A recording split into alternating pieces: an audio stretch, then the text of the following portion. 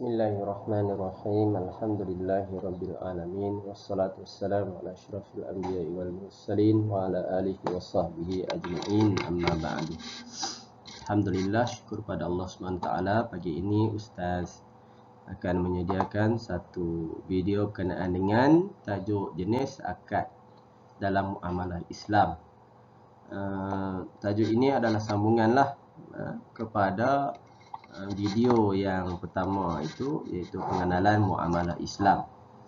Yang kedua ini kita masuk kepada tajuknya yang sebenar, iaitu akad-akad dalam muamalah Islam. Apa dia akad-akad dalam muamalah Islam? Di dalam sukatan kita ini terbahagi kepada 5 jenis akad dalam muamalah Islam, iaitu akad pertukaran, akad kebajikan, akad perkongsian, akad ejen dan juga jaminan. Maksudnya kita bukannya berakad saja aku menukar apakah. Ini kita cuma membahagikan jenis-jenis transaksi kepada bahagian-bahagian yang tertentu. Jadi ada 5 bahagian di sini. Jadi transaksi-transaksi yang akan kita pelajari termasuk di dalam akad-akad jenis ini sahaja. Tidak termasuk akad-akad yang lain. Yang pertama iaitu akad pertukaran.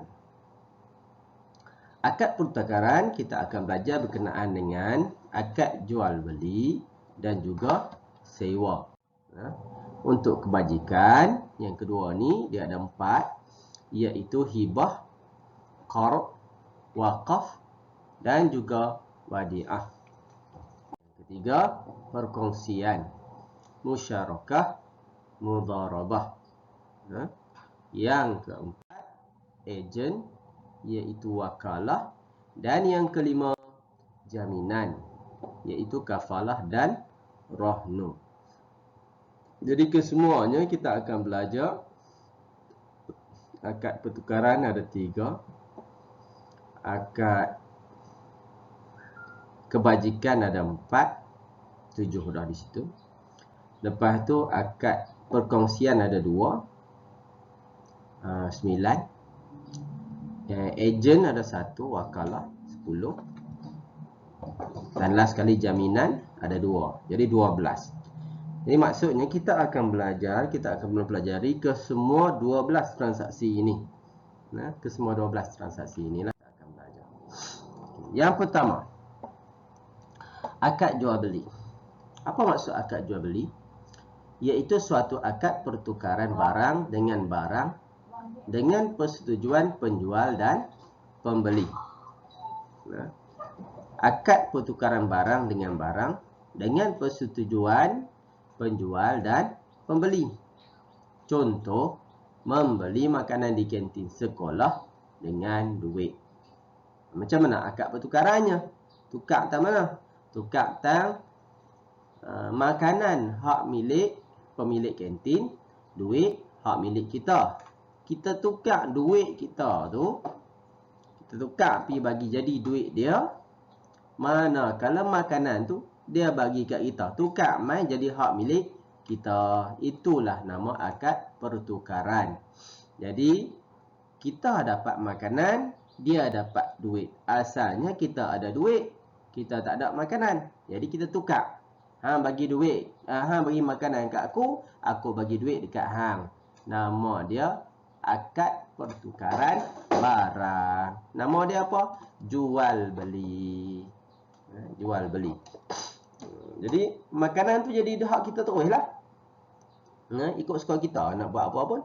Kita nak makan ke, kita nak bagi kat orang ke, kita nak bagi kat kucing ke, kita nak sedekah ke, kita nak makan esok ke, ikut suka kita lah. Dah hak kita dah. Duit pun asalnya duit kita jadi duit dia. Duit dia tu dia nak buat modal ke, dia nak beli makanan dia ke, dia nak bayar pi yuran anak ke, ikut suka dia lah. Itu akad pertukaran barang.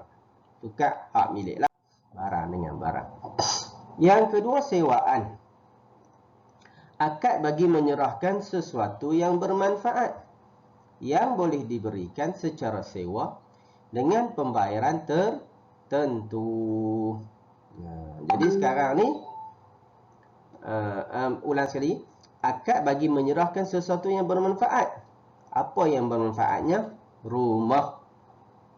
Yang boleh diberikan secara sewa dengan pembayaran tertentu. Pembayaran apa? Bayar sewa. Jadi sekarang ni sewaan rumah ni. Contoh sewaan rumah. Jadi sewa rumah, serah sesuatu yang bermanfaat. Apa dia? Rumah tersebut menyerahkan manfaat. Kita bagi duduk sahaja. Kita bukan bagi rumah kat dia. Kita bagi duduk. Rumah milik siapa? Rumah masih milik tuan rumah. Masih milik tuan rumah. Jadi penyewa dia milik apa? Dia memiliki manfaat rumah. Menyerahkan sesuatu yang bermanfaat. Dia milik manfaat rumah sahaja. Manfaat rumah untuk apa? Untuk didiami, untuk diduduki, untuk ditinggali. Untuk ditinggali. Untuk duduklah, duduk tinggal, menetap. Jadi milik manfaat tu, kegunaan rumah tu hak penyewa, bukan hak tuan rumah.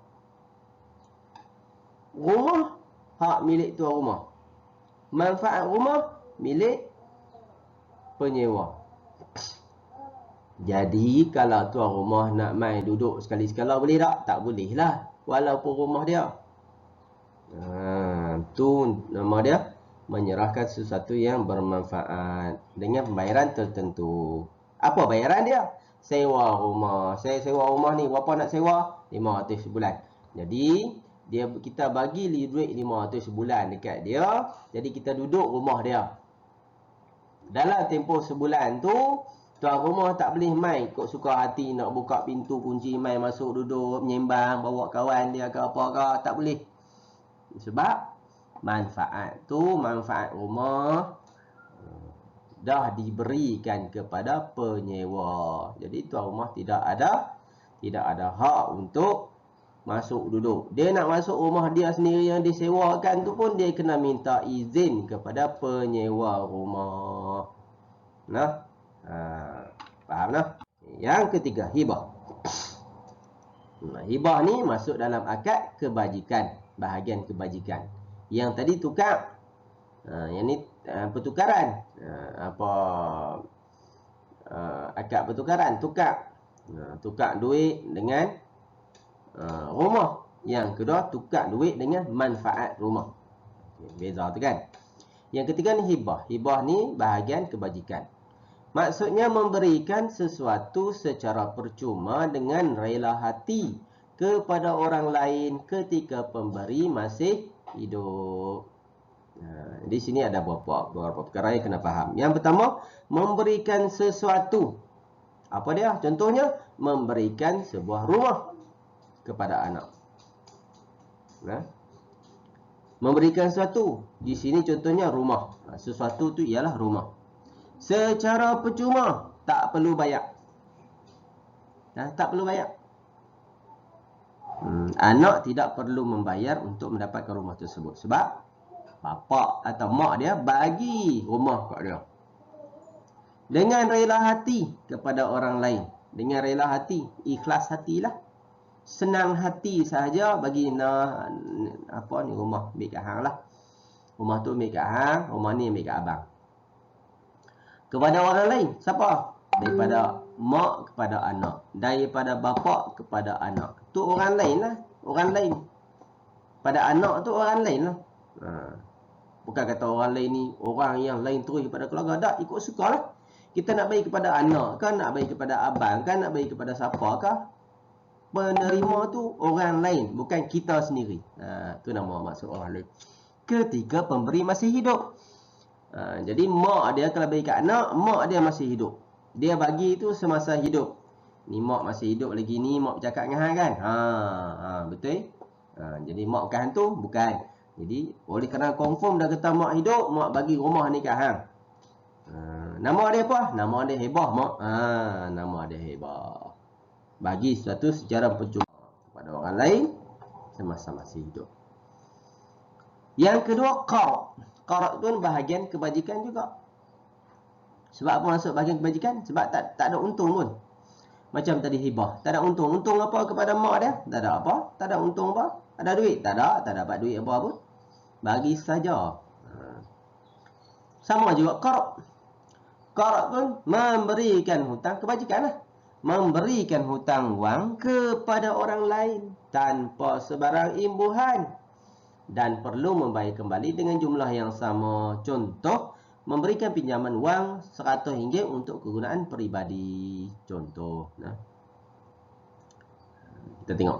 Memberikan hutang. Bagi hutang. Jadi qard ni berkenaan dengan hutang. Bagi hutang ke orang. Ustaz ada RM5. RM10 lah. Pergi makan kat kantin. Tiba-tiba ada siapa kawan. Pinjam RM5. Aku lupa nak bawa duit lah. Kawan-kawan kan. Lupa nak bawa duit. Pinjam RM5. Hutang lah tu. Hutang lah tu. Kita kata pinjam. Sebenarnya hutang. Nak sebut hutang malu. Jadi pinjam. Hutang. Tanpa sebarang imbuhan faedah. Jadi kebajikan lah. Tak ada untung apa pun. Bagi kat dia RM5. Tak ada untung apa. Kalau bagi dia RM5, dia bayar balik RM7 ke RM10 ke, untung-untung. Ni tak untung. Bayar balik apa? RM5. Silat-silat bulan. Sedekah itu ya. Jadi tak dapat untung apa. Dan perlu bayar kembali dengan jumlah yang sama. Tak perlu bayar lebih. Tak payah bayar lebih. RM5 eh. Hutang RM5. Saya faham bagi RM5. Hutang kan itu RM5. Takkan tak ada lebih sikit-sikit gedekut. Dah aku bayar hutang RM5, aku hutang RM5. Jadi aku bayar pun RM5. Ni RM2 aku sedekah kat hang. Kira ganjaran lah sebab tolong aku bayar hutang. Aku nak bayar makanan kemarin, tak ada duit, hang tolong hutang bagi, aku bagilah RM2 balik kat hang. Sajalah nak bagi. Itu tak apa saja nak bagi. Jangan pemberi hutang tu habaq. RM2 bayar lah RM7. RM2 tu bunga, faedah. Itu tak boleh. Saja-saja nak bagi boleh. Okey.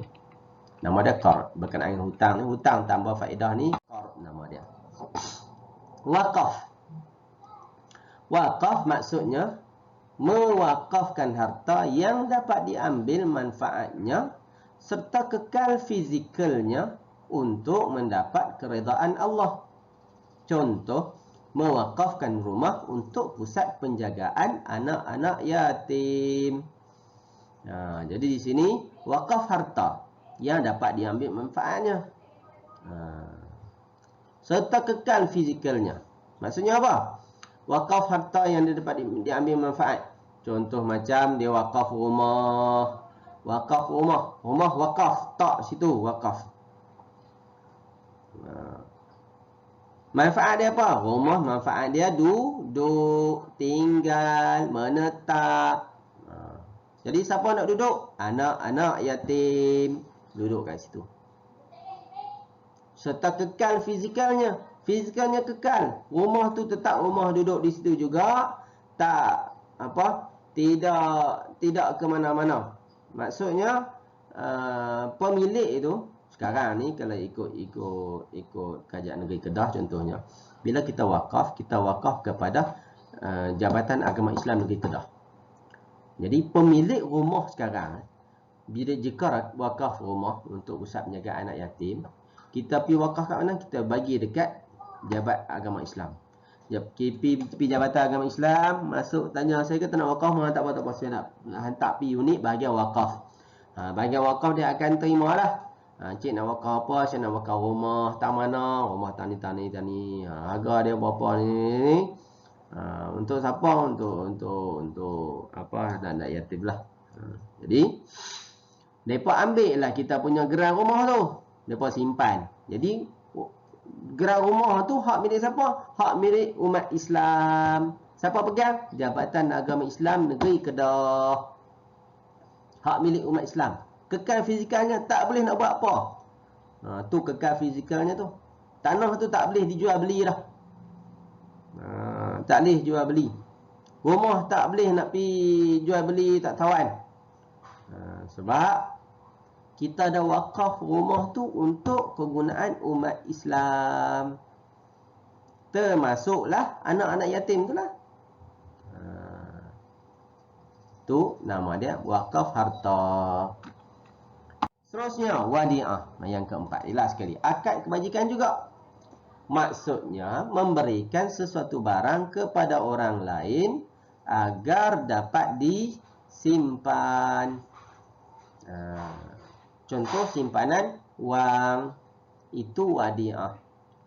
Maksudnya apa? Maksudnya apa-apa saja benda atau barang atau duit kita harapkan kat orang suruh simpan, nama dia wadi'ah. Aku ada motor. Motor ni hang tolong simpan sat noh. Nama dia wadi'ah. Kebajikan tak mana? Dia tu tolong simpan dekat kita. Tolong jaga kat kita motor kita. Tolong jaga motor kita. Bank, tolong simpan wang kita. Untung apa? Tak ada untung apa? Tu nama dia wadi'ah. Akad kebajikan juga. Kita bagi harta kita, wang kita, apa barang bernilai kat kita, kita bagi orang tolong simpan, nama dia wadi'ah. Barang kemas kita hantar pergi kat depa, suruh simpan, namanya wadi'ah. Simpanan, tolong simpan. Habis. Ni masuk akad perkongsian. Ustaz nak buka kipas panas lah pula.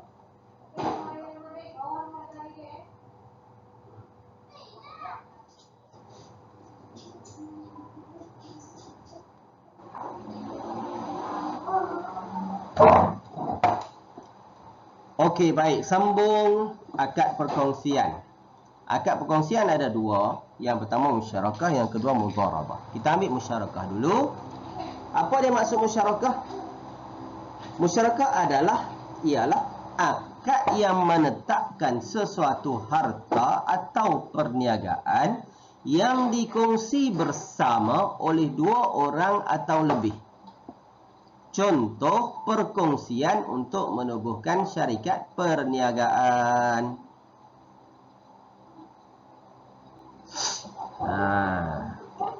Ini musyarakah ni macam ni. Dua orang bersama, dua orang ataupun lebih. Ada dua orang atau lebih, nama dia musyarakah. Kita guna juga perkataan musyarakah, tapi tak guna musyarakah. Kita kata syarikat. Bila pakat dua orang ataupun tiga orang atau empat orang atau lima orang, bila berkongsi untuk tubuh syarikat tersebut, maka namanya musyarakah. Masuk dulu pada mudharabah. Sekejap Ustaz bagi beza dia. Mudharabah bermaksud akad yang dilakukan oleh pemodal dengan menyerahkan modalnya kepada pengusaha agar diniagakan dan keuntungan dibahagi antara mereka mengikut perjanjian. Contoh, pemodal memberikan 10,000 kepada pengusaha untuk menjalankan perniagaan menjual buah-buahan. Contoh, pemodal. Orang tu ada modal, orang kaya. Ni cerita dia orang kaya lah. Mudharabah ni antara orang kaya dengan orang tak ada duit. Tak ada duit bukan miskin, tak ada duit nak menubuhkan syarikat, nak berniaga tapi tak ada duit. Tu cerita dia. Lepas tu ada orang kaya seorang, Dia pergi minta lah kat orang kaya, abang dia buat kertas kerja sikit. Ni cik ni saya dah kertas kerja ni. Saya memang minat menega. Saya siap kertas kerja dah. Ni semua lengkap dah. Saya nak pergi daftar menega ni, lepas tu saya nak beli barang ni, nak menega tahun ni kedai saya dah nampak dah. Tapi masalah satu lah cik, apa dia? Duit. Saya tak ada duit. Tak ada duit. Han tak ada duit, aku ada duit. Jom kita pakat dua orang. Jadi bila pakat dua orang, nama dia mudharabah. Sebab apa pakat dua orang mudharabah? Yang tadi nama dia musyarakah. Mudharabah pakat antara seorang pemodal dengan seorang pengusaha, ataupun dua orang pemodal dengan dua orang pengusaha, ataupun seorang pemodal dengan tiga orang pengusaha, ataupun empat orang pemodal dengan seorang pengusaha. Tak kisahlah berapa orang pemodal, berapa orang pengusaha, yang pentingnya bergabung antara pemodal dengan pengusaha. Pemodal dia tak buat kerja, yang usaha tu yang buat kerjanya. Lepas tu bahagi dua ke tiga ke empat, kan bergantunglah kepada perjanjian. Kalau perjanjian kata, okey, saya buat kerja, bagi saya lebih sikit lah. Tak buat kerja ke mana, dah modal saja. Jadi, ambil 40%, aku ambil 60%. Boleh? Tak boleh. Kena sama banyak tak? Nah, ikut perjanjian. Kalau perjanjian macam tu, okey lah, tak ada masalah. Itu mudharabah. Kalau musyarakah tadi dia tak ada bermodal, tak ada siapa-siapa. Kita pakat, aku nak modal sikit, aku pula modal sikit, lepas tu kita sama-sama buat kerja. Macam mana nak bahagi? Aku ada modal apa duit? Aku 10,000, bagi 40,000. 40,000 lah lebih, takkan 10,000 lebih, takkan sama banyak. Tapi ikut perjanjian lah, macam mana pun. Kalau tak apa lah, aku bagi 40,000, ambil 10,000, bagi 10,000 kat aku, kita ada 50,000, untung bagi dua. Setuju lah? Setuju? Setuju sangat lah. Aku setuju. Takkan nak setuju, 40,000, aku 10,000. Tak apa, aku tak kisah 10,000. Kawan-kawan punya pasal. Ikut suka, ikut perjanjian. Ikut perjanjian. Mereka nak janji macam mana, ikut suka mereka. Yang tu tidak ada dalam memang ada dalam akad, tapi tidak ada, kita tak mau cerita bab-bab berapa bahagi tu. Berapa bahagi ikut suka mereka. Yang pentingnya mudharabah ni kita kena faham, dia ada pemodal dengan pengusaha. Pemodal bagi duit, pengusaha buat kerja. Musyarakah ialah pakat-pakat cari modal dan pakat-pakat buat kerja. Itu musyarakah. Okey. Faham tak? Habis. Akad perkongsian habis. Kita masuk kepada akad ejen. Ejen apa? Ejen. Macam-macam ejen lah. Dropship. Dropship. Sekarang ni dropship kan? Apa dia dropship? Ejen lah tu. Wakil penjual. Wakil penjual. Wakalah lah. Apa dia wakalah? Mewakilkan pekerjaan tertentu yang boleh dikerjakan kepada orang lain. Contoh, Irsyad mewakilkan Syafiq untuk menjual sebuah rumah. Irsyad ada rumah, jadi dia tak jual sendiri. Dia cari broker. Broker nama dia Syafiq. Syafiq, main rumah aku Ustaz, kita nak bincang sikit. Dia pun pergi. Memang duk jual, duk buat kerja jual rumah kan. Memanglah. Ni ada sebuah rumah aku duk try jual lama dah, tak terjual pula dah. Aku nak pakai duit ni. Hang tolong jual tak? Kan kaki panjang sikit. Tak apa. Hang nak jual apa duit? Aku nak jual 1,5 juta. Wih, 1,5 juta. Rumah tak mana? Rumah besar kan? Rumah besar 5 tingkat. Duduk dalam kampung tapi 5 tingkat. 1,5 juta. Lah kuat. Try tengok. Syafiq pun ambil lah dia punya maklumat gerai apa semua. Dia pun bubuh dalam Facebook, Instagram, Twitter apa semua. Bubuh, geng-geng, grup apa semua, WhatsApp apa semua. Dia pun semua belakang. Tiba-tiba terjual.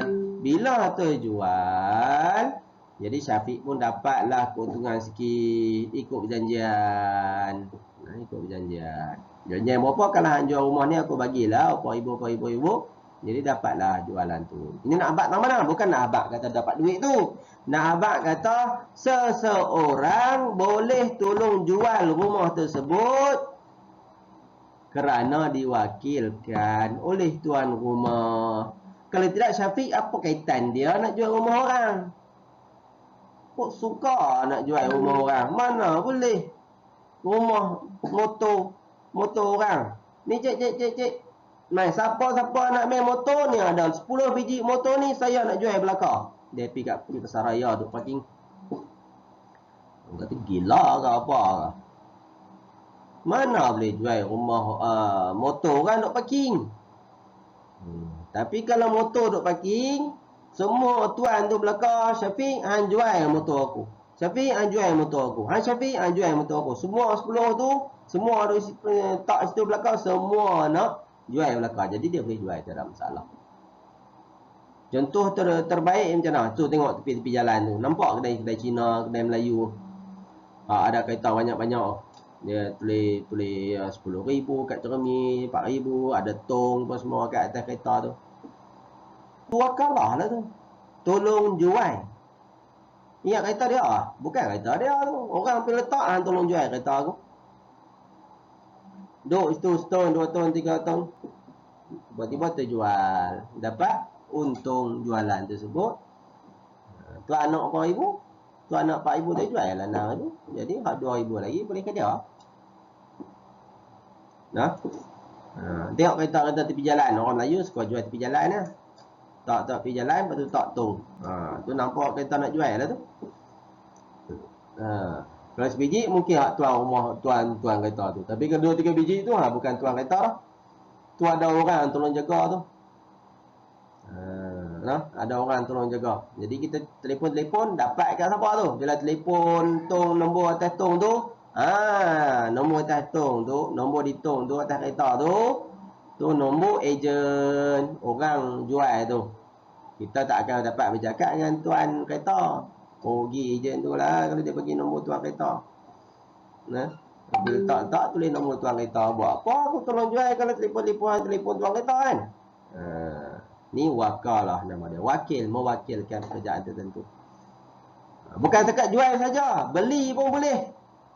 Kan tolong beli zat. Kereta sebiji kereta ke, sebiji rumah ke. Gitu juga. Apa sahaja yang diwakilkan, disuruh orang untuk buat kerja atas kita, maka nama dia wakalah. Mana boleh. Hampir tebas rumput aku sat. Contoh. Tu upah tak. Tolong cari orang tebas rumput aku. Tu betul. Tolong cari orang sat tebas rumput aku tu. Dia pun cari orang tebas lah. Tebas. Ada orang pun tengok. Tengok tebas. Siap tebas. Lepas tu dia pergi abang. Siap lah tebas. Dah siap tebas lah. Siap. Bagi. Banyak semua siap. Dah tebas ni, hang tolong buat aku satu lagi. Cari orang motong pula. Aku cari lama tak jumpa. Hang tolong cari orang motong pula bagi kat aku. Tak apa. Dia pun dah lepas tebas semua siap dah. Dia pun pergi cari orang motong. Dapat cari orang motong. Orang pun tengok lagi. Itu tebas. Itu ni motong pula. Tuan tak ada pun tengok orang lain nanti tolong tengok. Tak boleh jadi. Orang kamu pergi abang kat tuan kebun. Ni, itu aku tengok ada orang. Dia suruh orang lain tebas. Lepas tu tengok ada orang lain motong pula. Bukan hang tengok tu, orang lain dia tengok. Lah, aku suruh dia lah pergi tolong. Aku tak dan. Suruh dia lah tolong cari, tolong tengok apa semua. Oh, macam tu kah? Boleh kah? Boleh. Macam mana boleh? Tu nama dia wakalah. Hang tak tahu kan? Tak mengaji. Wakalah. Baru aku tahu. Tiba-tiba suruh orang motong kebun orang lain. Mana boleh kan? Memang tak boleh. Tapi aku dah wakil kat dia dah. Suruh dia cari orang motong bagi kat kebun aku. Oh macam tu. Tak apa, tak apa. Terima kasihlah tolong abang. Tidak, aku pun tak tahu wakalah ni apa. Itulah wakal. Okay, last sekali kafalah. Kafalah.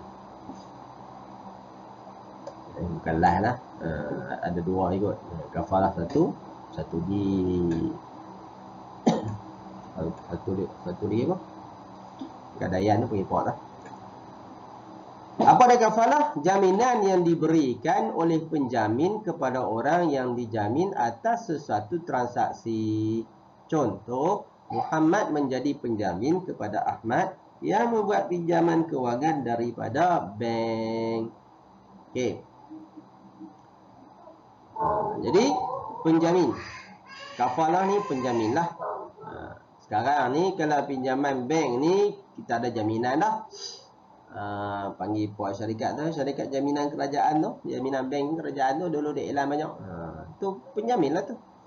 Apabila kita tak mampu nak bayar balik pinjaman, maka syarikat penjamin tu lah yang akan menjamin, akan bayar pinjaman kita. Contoh kalau kita di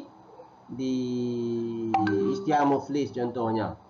Kalau cakap di bank kerja dia tak jadi, kita masih ada harta lagi. Di istiar muflis. Istiar muflis maksudnya dia tak ada harta apa dah. Dan bila tak ada harta apa, maka syarikat penjamin tu dia akan bayar balik pinjaman, baki pinjaman kita kepada bank yang kita pinjam tu. Tu nama dia kafalah. Jadi kita bayarlah, kita bayar kat dia untuk jadi penjamin. Saja nak jadi penjamin tak jadi. Last sekali ar-rahnu. Rahnu lupa pula gadaian. Ar-rahnu. Rahnu bank Islam kan. Maksudnya menggadaikan satu barang sebagai jaminan terhadap hutang. Contoh Maimun menggadaikan gelang emas kepada bank bagi mendapatkan pinjaman. Itu gadai. Apa dia gadai? Gadai letakkan kita punya barang dekat bank. Lepas tu bank bagi duit berdasarkan nilai gelang tersebutlah. Contoh gelang Maimun harga dia beli 15,000. Pi kat bank, bank pun carilah, tanya balik kepada nilai dia punya orang hubungan dia lah. Dia ada orang hubungan dia, kalau emas siapa ni dia pun tak erti ke kan, kena tanyalah tu ke emas siapa ni, orang yang pakai bahagian emas lah. Dia pun timbang. Yang ni nilai dia kalau nak gadai kami boleh bagi 5,000 sahaja. Beli 15,000 tapi pinjam dapat 5,000 saja. Susut berapa? Susut 10,000. Susut 10,000. Sebab apa susut? Sebab kalau sekiranya kita tak mampu nak bayar, bank tersebut akan jual gelang emas kita tu. Jual harga dia dapat kata 7,000. Bila dapat 7,000, bank pun ambil 5,000 duit dia tu. Duit dia yang dia bagi pinjam kepada kita tu, dia ambil 5,000 kat dia. 2,000 lagi dia bagi balik dekat kita. Sebab kita pinjam 5,000 sahaja. Kita tak bayar 5,000. Dia ambil 5,000 tu lah. Dia tak rugi.